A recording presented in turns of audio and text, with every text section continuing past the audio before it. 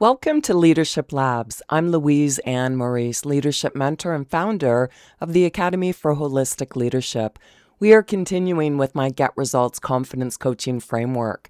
When you hear me say client, I want you to imagine the person or group of people you lead and apply the training to your real-world leadership situations.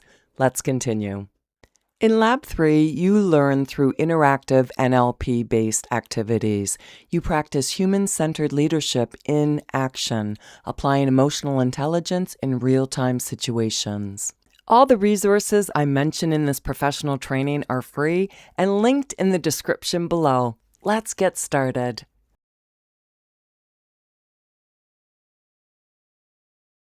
In this lecture, we're going to focus on step 3 of session 7. Remember, it's all of 15 minutes. You would have sent the URL to your client, and they would have already had an opportunity to visit the online interactive resource. But let's focus on your training right now, because the unwind procedure, the neuro-linguistic programming technique that we're going to look at is logical levels. Now, I always do a little bit of an adaptation to it, but Robert Dilts' logical levels, it talks about the environment, the behavior, the skills, the beliefs, values, identities, as well as vision. Now, that image that I shared with you is about the diagnosis. Like, people have to diagnose their own identity and look at the nature of their problems and the origins of the problem. And that's where in session number 1, we definitely looked at that, because the treatment really is the manner in which someone behaves.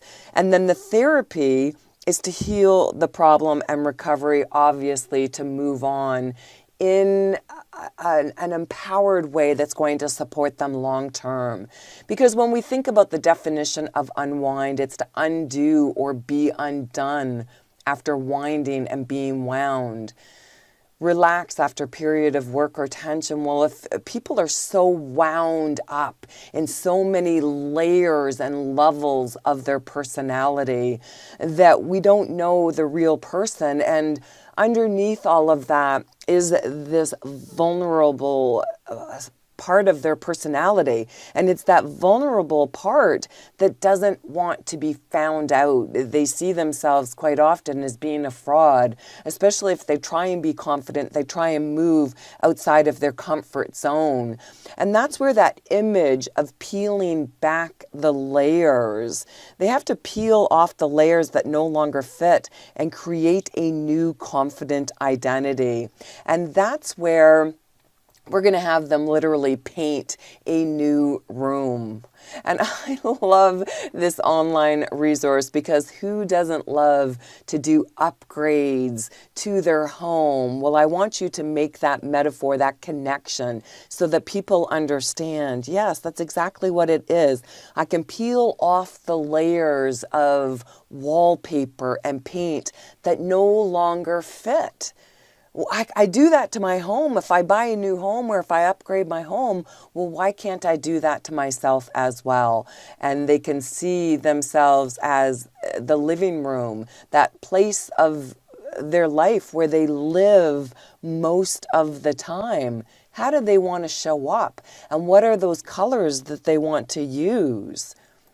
And what are the designs that they want to use, so they can browse all of the different colors. And as they are browsing those different colors, you want to be able to connect with the psychology of color. And that's where, just for you, I provided this resource for you. Because blue is very calming and cool. Is that color congruent with their new confident identity, the one that they see themselves embodying, embracing? If they're unwinding and they're peeling back the old identity, what's that new identity? And color is very powerful. Yellow represents happiness, optimism, inspiration, and summer. Those who like yellow are attracted to what's new and modern. Again, I will not go through and read all of these colors, and you're breathing a sigh of relief, I know that, but this allows you to go through and really connect with your client and say, yes, this is what it is. Does that embody, and do you connect with that? But this is fun. I've yet to meet anyone, oh yes, but it's that connection. The fact that they are peeling back those layers that no longer fit and really developing their new environment and how they see themselves behaving, their actions and inactions, those skills, yes. And really connecting it with color. Because if they are changing the colors of their rooms, the metaphorical rooms that exist within them, then they can start showing up and choosing colors to have. Maybe if you have a male client that wears ties, he can wear a color of a tie that connects with that, or new outfits, and they can see themselves and they can walk into their world and they know what color meaning that is, and how the psychology, that's their identity, and where their identity is going to be if they need to be a certain way. And they need to be happy. Maybe there's something that's going on in their world. Now, we don't want to always squash the darker emotions, because sometimes those are needed, but they get to choose. They get to be in the driver's seat. They get to choose new meanings for how they're going to connect with that. And that connection with color helps them do that. Now in step 4, we will definitely continue on. We'll look more at those logical levels, the adaptations, and I'm going to share with you some insight and how you connect with your clients. Let's continue.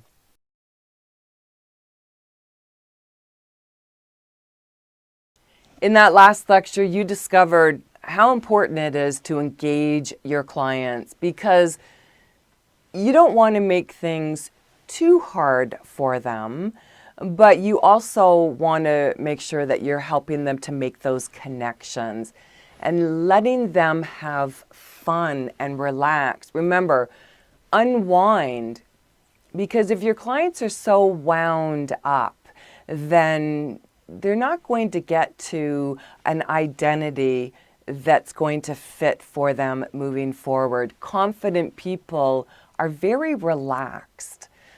Confident, successful people, they might be intense and focused on what they want to do, but they're relaxed in the process because they trust themselves. They trust who they are. And people that aren't confident, they don't trust who they are, and that's why they have so many layers of personalities and the chameleon, and they try and be who they think other people want them to be, and they're just not comfortable in their own skin.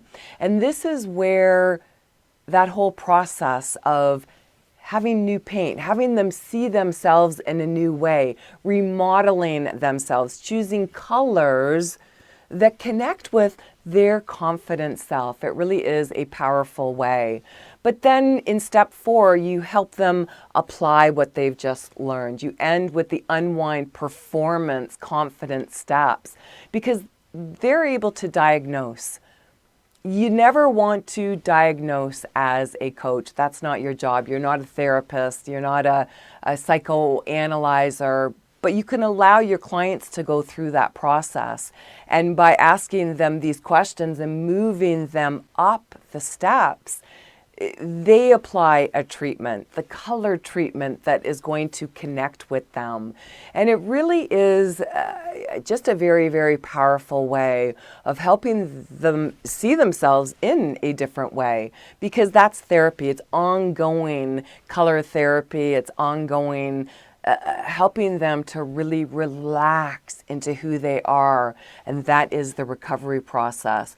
Because the more relaxed your clients are, the more relaxed other people are around them. And when they are not so uptight, then people will respond to them differently, as opposed to always reacting to them. And that way, their world will start reflecting back to them who they see themselves as, the new confident person. All right, in the next lecture, we'll look at how you end session number 7. Let's continue. Thank you for completing this Confidence Coaching Leadership Lab. Every skill you practice here strengthens your ability to lead with clarity, confidence, and grounded presence in real-world situations. If you'd like to continue developing your human-centered leadership and coaching skills, you'll find additional resources, leadership labs, and professional training. Links in the description below. I appreciate you being here and investing in your growth as a leader.